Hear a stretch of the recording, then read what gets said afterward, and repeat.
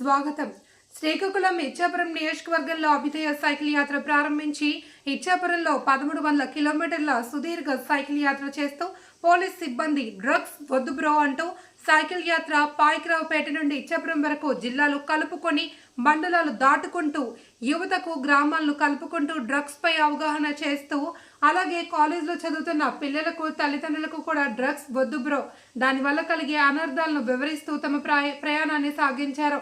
చివరకు ఇచ్చాపురం చేరుకున్నారు. పోలీస్ అధికారులు, రాష్ట్ర కేంద్ర మంత్రులు మరియు ఎమ్మెల్యే అందరూ సైకిల్ యాత్ర చేసిన పోలీస్ సోదరులకు సన్మానం చేసి గౌరవించారు.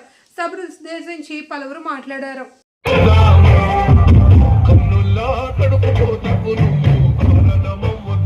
బాగా తాగుతాడు సిగరెట్.